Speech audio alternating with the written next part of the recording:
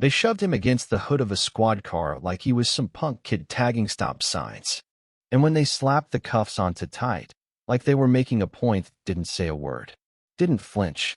Just looked up, eyes locked, calm as still water. Like he'd seen worse 1,000 times before. Because he had. That punk kid they cuffed?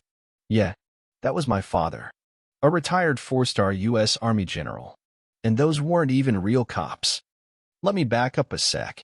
It started with this community enforcement unit popping up around our new neighborhood. We just moved into Creek Ridge Estates, nice place, quiet streets, manicured lawns. Too perfect, honestly.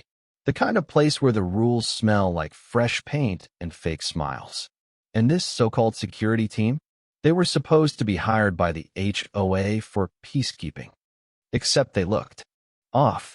No uniforms, no badges, just knockoff tactical vests and earpieces they probably bought online. They drove around in blacked-out Tahoes with HOA enforcement, magnetic decals slapped on the sides. No plate numbers. Just vibes. Bad ones. My dad clocked it immediately.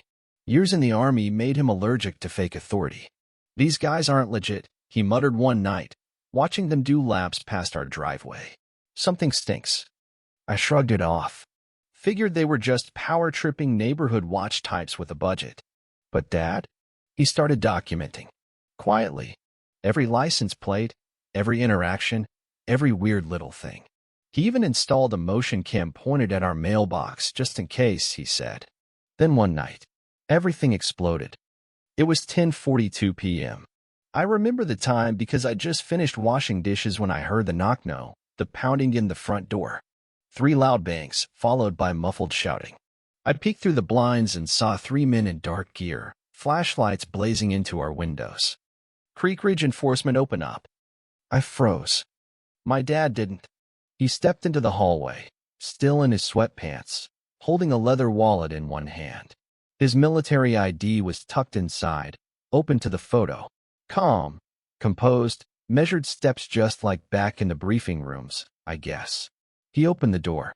Sir, you are in violation of Section 17.4 non-compliant lighting fixtures on exterior property.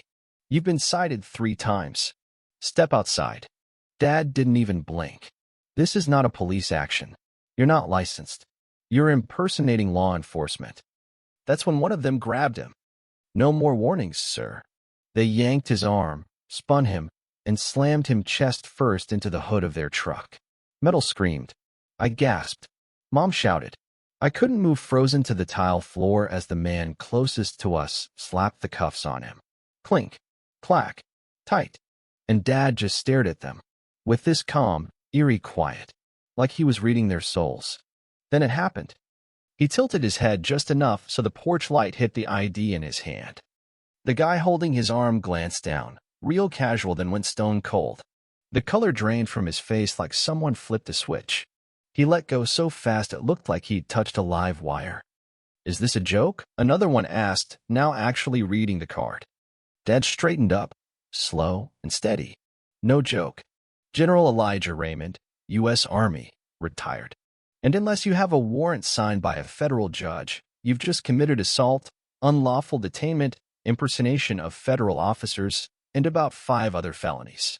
Nobody moved. The third guy? He bolted. Just turned and ran like the devil himself had cracked open the sky. Dad stepped back inside the house, still cuffed.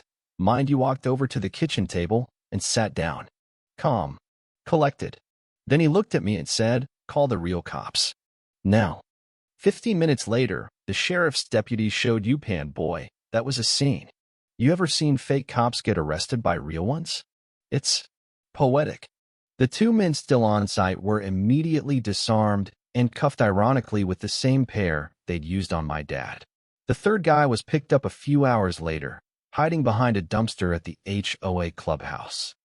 Turns out, these HOA enforcers weren't hired by the community at all. They were operating under forged documents, fake contracts, and a whole lot of bluff. The HOA president, a woman named Judith Klein, had apparently dreamed up the whole private enforcement unit herself after a minor fence dispute spiraled into some petty Cold War. But here's the kicker. My dad had already reported her 2 weeks earlier to the state licensing board for running an unregistered private security firm. That case was pending. Now it turned into a full-blown criminal investigation. 3 days later, the SWAT team raided Judith's house at dawn. Helicopter overhead, boots on the ground, loudspeaker blaring. "Come out with your hands up." Neighbors poured out in bathrobes. Phones out, cameras rolling. Judith was frog-marched down her perfectly pruned front walkway in cuffs, screaming about patriot duties and sovereign rights. Her husband tried to argue with the lead officer until they found 23 forged IDs, fake service badges, tactical gear, and enough surveillance equipment to wire a courthouse. That afternoon, a press conference was held on the courthouse steps. The sheriff's department released an official statement condemning the vigilante actions of unlicensed impersonators operating under the guise of community protection.